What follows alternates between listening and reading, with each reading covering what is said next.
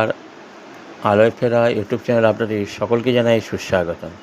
আজকে আলোয় ফেরায় বলবো যে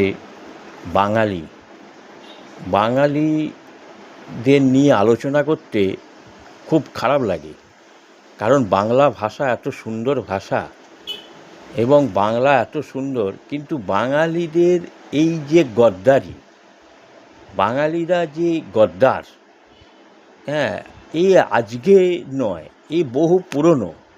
বাঙালি স্বার্থর জন্য তার নিজের মাকে বিক্রি করে দিতে কুণ্ঠা বোধ করবে না, কারণ বাঙালি বরাবর স্বাধীনতা সংগ্রামী এই তোমার প্রফুল্ল চাকি, এদের বিনয় বাদল দীনেশ বা এদের সবাইকে ধরিয়ে দিয়েছিল গদ্দারি করে। ইংরেজদের সাথে হাতে হাত মিলিয়ে এই বাঙালিরাই গদ্দারি করেছিল।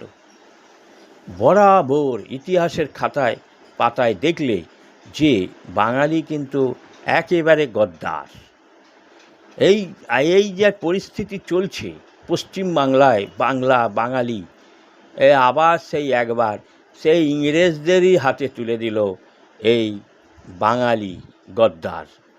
তাই বাঙালি জাতটা এমনই একটা যে যেখানে গেছে সেখানেই গদ্দারি করেছে। তাই আজকে বাঙালি শেষ হয়ে গেছে।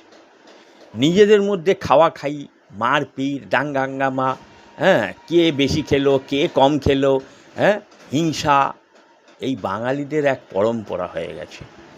হ্যাঁ, বাঙালিরাই এই ইংরেজদের সাথে মিলে কত বড় বড় বিপ্লবীদের ধরিয়ে দিয়েছিল।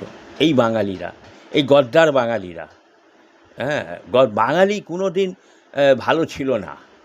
তাই বাঙালিদের আলোচনা আজকে আমরা করছি, কিন্তু দুঃখ লাগছে যে বাংলা হচ্ছে একটা মা, তাকে আমি ইংরেজদের হাতে তুলে দেবো। আজকে বাঙালির যে দুর্দশা, এর জন্যে বাঙালি নিজে দায়ী। তাই বাঙালি নিয়ে বেশি কথা বলবো না, এইটুকু বলবো যে বাঙালিকে ধিক্কার দেওয়া উচিত। আমি বাঙালিকে ধিক্কার জানাই। নমস্কার।